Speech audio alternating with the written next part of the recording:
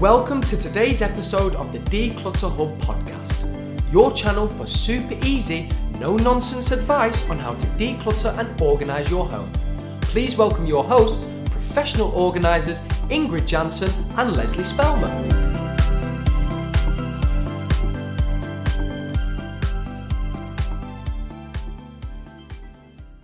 Hello and welcome listeners to episode 92 of the Declutter Hub podcast. I'm Lesley. Now, we're all aware that with decluttering comes a social responsibility to dispose of our unwanted items appropriately and responsibly. It's something that we focus heavily on within the Declutter Hub. So it's interesting that today actually is the 3rd of July and it is also International Plastic Bag Free Day. Now, Ingrid and I are very conscious amateurs in the recycling world, so I thought it would be really nice to invite someone along who's got a much greater insight into environmental issues, and that is my lovely nephew, Kellock. Now, I am going to flip between Kellock and Kel. I can't help myself, 25 years in, I can't help myself call him Kellock all the time, but I'll try Kel, because in the acting world, you're definitely known as Cel Spellman and not Kellock. So, welcome, Kellock. Thank you for having me, Les. This is so funny.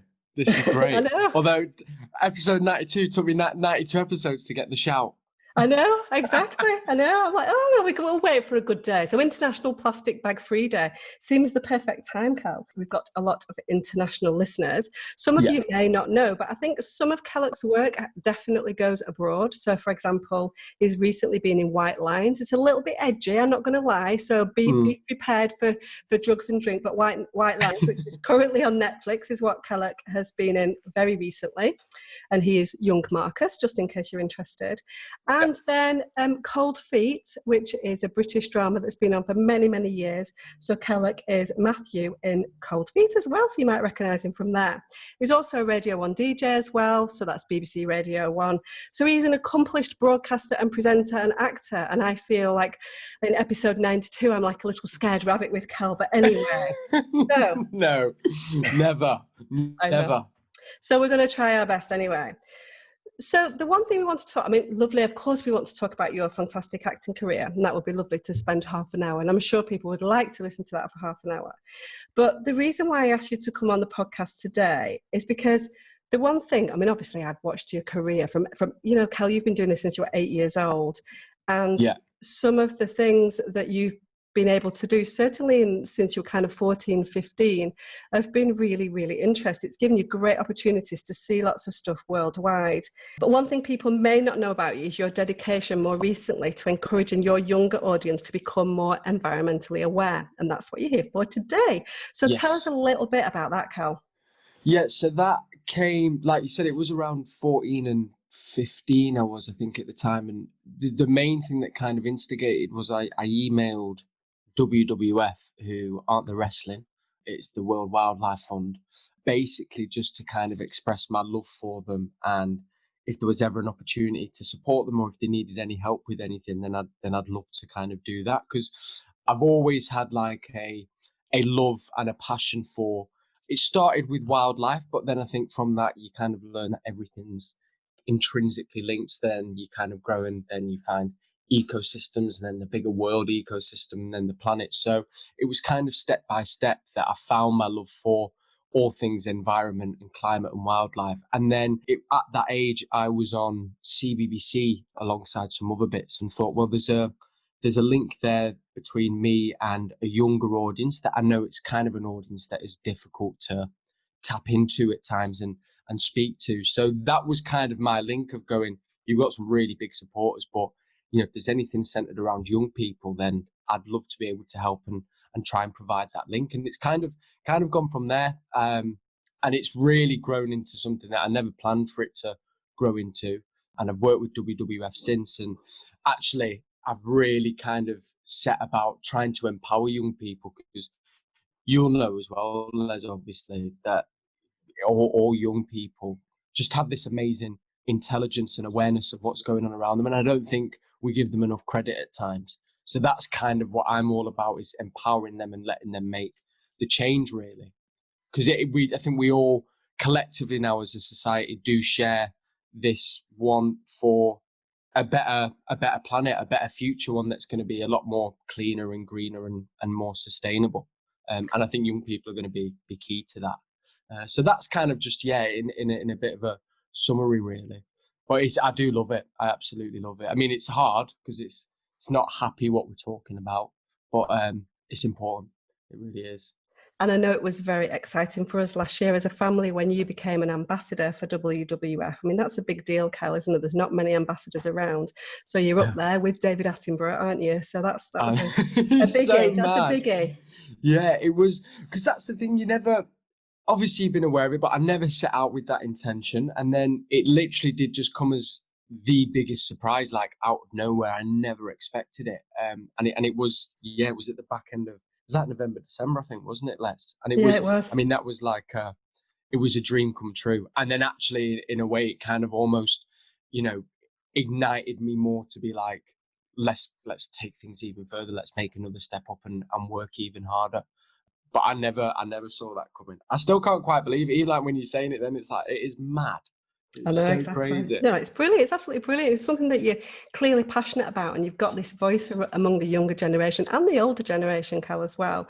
It's not just the younger generation that are following you. So that's really, really important and exciting. So one of the things that you were able to do last year with your involvement in the environmental work was you were asked to go on to a BBC programme called Watchdog, and you were asked to visit a local recycling plant, weren't you, and to talk about what happens there behind the scenes. So that's really where the link is to International Plastic Bag Free Day. So I found it endlessly fascinating, because one of the things that we never get to, recycling is a bit of a kind of, we're not quite sure whether we're getting it right. We throw things in. There's a lot of misinformation out there, and that's what I see all the time in my role, certainly decluttering. But what did you find that was the most sort of impactful, really, from going to that recycling plant? Yeah, I mean, kind of what you've said there, Les, in that actually we don't all have a very clear idea of recycling as a whole. We are all very much kind of in this weird no man's land of, we think we're doing the right thing, but we're not sure if we're doing the right thing. And then the things that we think are the right thing to do actually turn out to be the wrong thing. And then what I did learn was the implications of that are massive. So if, for instance, there is just one bit of rubbish that can't be recycled, is in a batch of stuff that could be recycled, say of 15, 20 things. If one out of them 20 things can't be recycled, the whole of those 20 things then become contaminated and none of them will get recycled. So it just takes like one wrong thing to actually make a massive difference to the amount that does end up getting recycled. But that's through no fault, I think, of us as the consumer. It's actually that the lines are definitely blurred. And to see then this massive recycling plant, that actually how much of the stuff that they see doesn't get recycled because it's contaminated, or people have thought it can be recycled, trying to do the right thing, but it's not. That was really scary, actually, and quite upsetting. And I think it makes it more frustrating is because, like you say, everyone is actually trying to do the right thing and do their bit. But because we haven't got all the tools available to us to make the right decision, it ends up having more of a negative than a positive one. Not all the time, just at times. And then I think that asks the wider question in that should there be clearer rules and protocols for us to follow so we know what we're doing.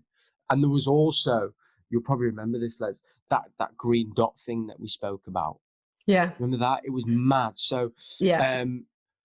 It's basically, if anyone who's listening, you can go into your cupboard literally right now and if you take out 5 things, there'll be at least 2 of them, I'd say, with it on. But it's got that, it's like a green circle and it's got like an arrow going one way and an arrow going the other way. And it does look like a recycling symbol. But if you see it on there, it basically doesn't mean that at all. It means nothing. It's on there for absolutely no reason. So an example would be Pringles. A Pringles tube can't be recycled because of the inside of it. It's like that metal tinfoil type thing.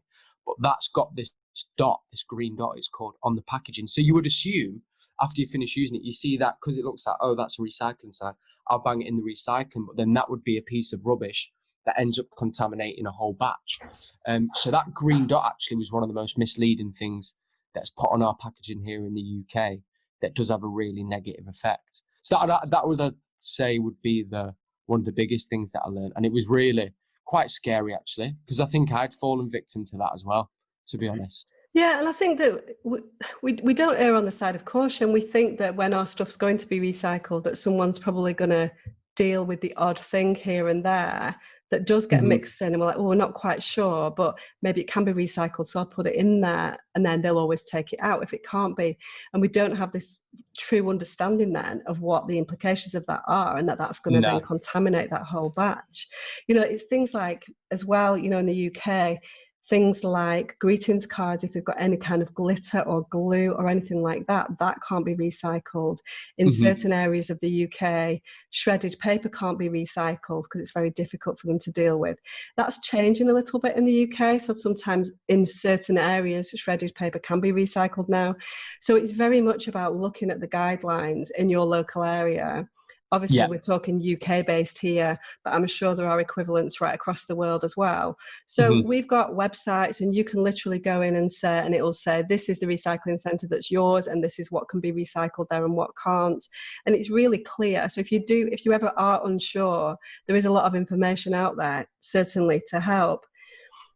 Now, a couple of the things that when I was doing a little bit of research about International Plastic Bag Free Day, that is a big mouthful to say. Exactly. These days, though, they're never simple to say, are they? I know, exactly. They're never like short and concise and like snappy. They're always just these long mouthfuls. Biggies. I think they've tried actually to incorporate it within something called break free from plastic, which is a little bit easier to say, so that's not bad. But a couple of the things that I found about plastic bags was, and this was really, really scary when I heard it, was the average plastic bag is only in the use for 25 minutes. And you see that yourself, don't you? You kind of buy something, put it in your fridge, and I'm just talking about food packaging here mainly, and it's gone and it's straight in the bin, for 25 minutes. It's absolutely crazy. That's mad. 25 minutes, then it lasts a lifetime. I know, that's the thing. And 1 million plastic bags a minute are used across the world. That is How many? 1 million a minute. Oh my God. I know, it's mad, isn't it? Absolutely mad. So we all need to sort of do our bit and be a little bit more aware of what we're using. It's not something that's going to happen overnight, but if we can just be a little bit more conscious about plastic in particular, and then other bits of recycling as well. I know now that charity shops are reopening in the UK, there's a lot of statistics about what's happening with recycling, because people are trying to drop their stuff off at charity shops and are really struggling because the charity shops are completely inundated. They've got this new thing where they've got to put things in quarantine for 72 hours as well to make sure there's no contamination. So the charity shops are struggling to kind of keep up with the amount of donations that are being left. So consequently, what people are doing is they're throwing good items away straight into landfill. So that's really scary in itself, isn't it, Cal? It's frightening. We have such a throwaway culture as a whole, as a society, I think. And I don't know, as you probably found, I guess you kind of come across that a little bit in what you do. Like, and I hold my hands up. I'm not perfect, and I don't think anyone is really. But we do have this instinctive thing where, if we can't get rid of something the way we want to, then we'll just throw it away and then don't think about it. And that's, I think, a thought process that we need to try and change a little bit as well. There's so much confusion about, one thing that I just wanted to mention actually, there's so much confusion about recycling, whether it's plastic bags, clothes, the things that we've spoken about today. We get so many questions at the Declutter Hub about how to donate various things. It's one of the questions that we get, like, where do I take this? Where do I take that? Because people absolutely want to do the right thing. So much so that within our, everyone's aware that we've got a membership within the Declutter Hub. So within every one of our step-by-step courses, we have a donation lesson. And so we gather information from right across the world, not just UK, to give some fantastic examples of where you can donate things. And there are so many out there that people are not even aware of. If you want to go granular, you can go right down to send bras off to Africa or jewellery to this place. There's loads of different ones. Or you can just keep it simple and just use refuges and charity shops and things like that. That's so good, that Les, that you kind of that guide's there for people to go and use, because that's the thing. It's something that you feel should just be general practice and be available for everyone, but actually it requires either like yourself or another organisation or charity to provide us with the toolkit that we need. When you do think it should be accessible for all, but it's great at least that that you're able to do that. And I bet you can within that. I bet you can find a home for most things, can't you, Les? Oh, if you definitely. really look hard. Definitely. And then if all else fails, we've got Free Cycle and Freegal. You know, people will come to your house and take these things off your hands. And it's things that we wouldn't necessarily send to a charity shop because we know ultimately they're going to sell them. And then, but people will take most things, you know, from, you know, I've got some things here ready for some old lever arch files, and I wouldn't send them to charity because they're not brand new and they would struggle to sell them. But I know that somebody will be really grateful for them. So they'll go on Free Cycle. I can guarantee they'll be gone within half an hour. So Free Cycle and Freegal is also a fantastic thing to use as well. So if you haven't taken the plunge and joined our membership, don't forget we have got a 2-week trial for $1. I mean, that's a bargain, isn't it? Bargains. You can just $1, honestly. You can have a look around, do some, in that 2 weeks, you think, oh, what can I do in 2 weeks? You can do some courses. You can really go for it. You could do your whole house if you wanted to, if you were kind of slightly crazy. In 2 weeks, you can do some of our quick wins. You can join in one of our Q&As, which are every 2 weeks. And so it's really there in case you're thinking, oh, I'd really like that extra push and that help to declutter my home, but I'm not sure. I've got some reservations about whether it's the right thing for me to do. Give it a try for $1. There's no, you know, Ingrid and I are not there to hold you into something for the rest of your life. That's not what we're there. We want you to come in, look around and see for yourself. So if you are interested, go to members.declutterhub.com. All the information will be in the show notes as well. Give us a try. Give it a try. What are you waiting for?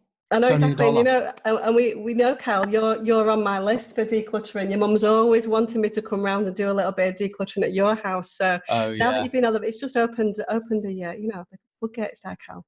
But I know anyway, that could be our next episode. Is like what happened when I tried to declutter. It absolutely can. Yeah, well, we're going to keep you to that, Cal, because I feel like I might have a challenge on my hands. I think I could be the case that you can't crack. It'd be tough. Now throwing the gauntlet down there, Cal. Let us see. Your mum will be like listening to this and she'll be like, do it. Anyway, right, let's get back to you again now then. So you obviously believe that the younger generation, as you've said, have got an important role to play in recycling and climate change in the environment. And I know there's things that you do to personally focus on this, not in your work, but in your home life. So do you want to tell us a little bit about that? Yeah, so it's always important to try and lead by example. And as I said, I want to first and foremost say that I'm not perfect. And I think I kind of go off on different tangents here, but there's always a blame game and people turn around going, well, you know, you don't do this and you don't do that. Like, no one is perfect. I think if only people who were perfect could be involved in this conversation, you'd have about 3 people basically having the talk that we're having, because no one can do it. It's almost impossible in today's society. But no, I think you have got to try do your best to lead by example. So diet wise, I'm vegetarian. I can't say I'm fully vegan, but I try my absolute best to be vegan.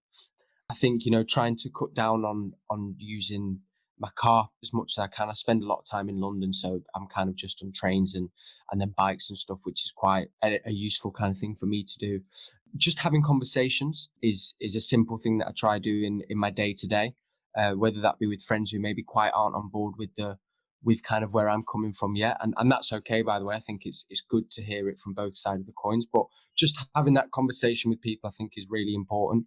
And then as well, you know, just standing up and speaking out for what I believe in. And I think that goes for everyone. So whether that be to go and join the school climate strikes that take place, that, you know, and standing up and being a person present there, or that can be literally as simple as you sign some petitions online, just trying to use my voice and do all the little things that are within our power. I try and do on a daily basis. Like I say, it's impossible to do it every day, but I do try my best to live by them rules, so to speak, and set that standard. And it's funny, like, you'll know about routines, Les. Like, it's once you get things into a routine, it kind of becomes second nature then, and you'll start doing it without even thinking about it. Yeah, certainly. Yeah, no, routines are absolutely key, and that's it. They say it takes 28 days to break a habit, and so it's definitely important to kind of get that. So I've started to try and do some, mainly because, I mean, you know, my daughter, all the listeners know that I've got a daughter called Leah, and she's, Luke and Leah actually are both a vegetarian.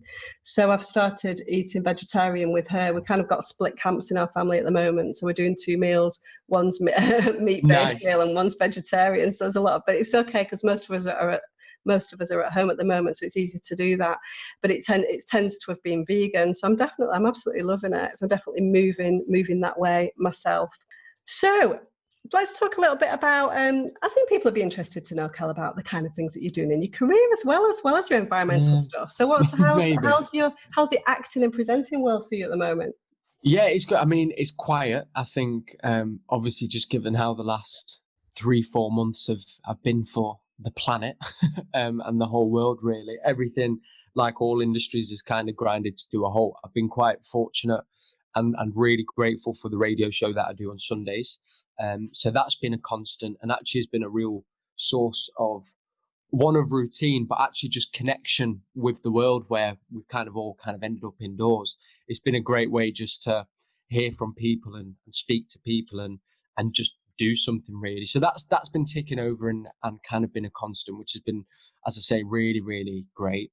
On the acting side of it, we had the show White Lines come out during lockdown, which was quite strange, really. You know, I think it does go without saying, I absolutely would have loved for the show to have come out under normal circumstances. But, you know, on the flip side of that, there was a lot of people who were looking for things to watch. And because the show was very much, you know, it felt like a summer holiday. It's set in Ibiza. It's very much sun and music and having a good time.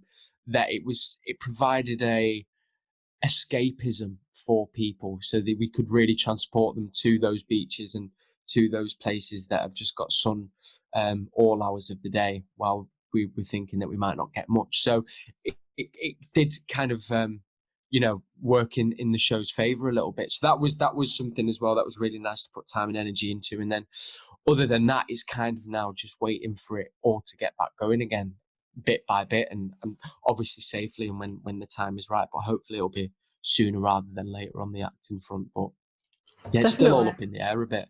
Yeah, of course it is. You don't quite know what that's going to look like, really, do you? I guess in terms of, well, I know there are certain shows. I know I saw something last week. We've got a soap opera in the UK called Coronation Street, and I know that they were filming. They're back filming again, I think, for Coronation Street, and trying to do it in a kind of socially distanced way, aren't they? But that's got to be hard in some scenes, hasn't it? Like any job, really. So, but it's hard when things are on hold, and it's hard for you as well to do. So presumably you had to do a lot of your promotion and things online rather than doing things face to face and on TV, I guess. Mm-hmm. Yeah, it was. I mean, quite amazing. Actually, that's one thing that has been amazing during this time is the power of technology. I have a very much a love-hate relationship with it. But what it's allowed us to do during this time and its capabilities has been nothing short of amazing.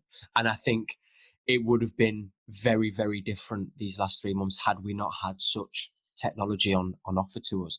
And we've been master adapters. I think it's going to be interesting. We won't know it immediately, but to see how businesses and work in all industries comes out the other side of this, because I think it has allowed people and companies to really reassess and reevaluate how they do things and how they do their business. I think you get such stuck in a way of doing things that you think that's the only way, but what this has done is provided us with the space to go, actually, maybe we can do things a bit differently, and we don't necessarily have to put 15 people on a flight, or that person has to fly to X, Y, and Z across a week when they could just do it from the comfort of the home on a laptop. So it'll be interesting to see how it all does change. I think I think you're so right. I mean, so I've seen so much more cycling. There's a lot of, there's your dog in the background. Okay, is that Dottie? It's Dottie there in the background. Yeah, always gets in. Lovely little sausage dog that they've got. He's absolutely gorgeous. I think you're absolutely right. I mean, what I've certainly seen is, you know, as you go out and about, there's so many more people on the street walking. There's so many people, you know, whole families cycling, spending time together. You know, obviously people working from home. I think that's it. You know, for environmentally, it's great. I think it's more difficult for, you know, certainly younger people. I think it's really hard not to be, if you're used to being in that young, vibrant office environment, and to be sort of stuck at home. But perhaps if you've not got fantastic facilities of your own office and things like that, and people are cooped up. I know I certainly see that a little bit with Luke. There's 4 young people trying to work in a house where there's not 4 offices or individual spaces, and that's quite hard as well. Yeah, so I think it's all going to be a little bit of a balancing act coming forward. You know, certainly what we've seen in the decluttering world is that people have been home. You can't avoid your stuff.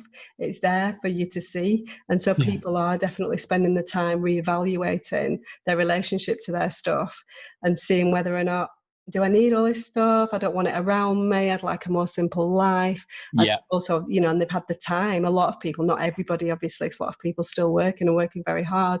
But those people that have been off for a little while or have had more time at home have certainly been reevaluating things. So I think it's been an interesting stop in time almost, hasn't it? So it'd be interesting to see what happens after it. Do you think you'll have to change anything, Les, going back into work then, or will it pretty much be the same for you? Obviously we've not been able to do any face-to-face work. That's starting up at the moment. Obviously we're just about to get started with clients again, the ones that want us, but obviously they've got to be completely comfortable. We've got to do social distancing, we've got to do masks and things like that. But obviously online, it's actually made it easier for us online because people have been home, people have been engaged, people have been able to watch all our Q&As because they've had the time. So, and I've got this kind of split kind of business really, where sometimes I do one-to-one with people face-to-face, and then sometimes we work on the online business. So, I've been very grateful personally to have had the time to devote to the online side of things fully for the last 12 weeks as well, which has been quite nice. Nice. So, Cal, I'm sad to say we're going to have to end our podcast. And so I am remembering your kind offer to allow me to come into your house and declutter your bedroom. Yes. And we will hold that for another day and we will see. So watch this space, listeners. All in good time. You'll have to, it's going to be a process for me to get there, but we will get there at some point. Don't I know it? It's all right, Kel. Don't be too scared. It's like, no, why did I say that? I surrender. I know, dropped myself right in it. You did, absolutely. But anyway, so thank you so much, Cal. Where can people find out more about you? Just probably across my social media platforms will be the one. So I'm just at Cel Spellman on both Twitter and Instagram. And then, maybe keep your ears peeled for the radio. And if you haven't seen White Lines, then there's a new series there for you to go and watch. With 10 episodes. Definitely. Go and immerse yourself in that. But so social media platforms are probably the best way I kind of use that to talk about the stuff that I'm bothered about. Some people aren't. But don't worry if you're not. So thank you, listeners. I hope you've really enjoyed listening to Cel today and have learned how you can continue to make a difference. Why not share our podcast so that your friends and family can raise awareness of the green dot symbol in particular and International Plastic Bag Free Day. Thanks so much for taking the time to listen today. If you'd like to get more tips and advice, please do follow us on social media. We're on Instagram, Twitter and Facebook as at Declutter Hub and have a lively, supportive Facebook group where we chat all things clutter. Come and join us. You can search for the Declutter Hub community. We would love to see you there. And as always, if you don't want to miss the next weekly episode, subscribe to the Declutter Hub podcast on Apple Podcasts, Spotify, Stitcher and iHeartRadio, and it will pop into your notifications every Friday. See you next time. Thanks for listening to this week's episode of the Declutter Hub podcast. Check out declutterhub.com for more inspiration and don't forget to tune in next week.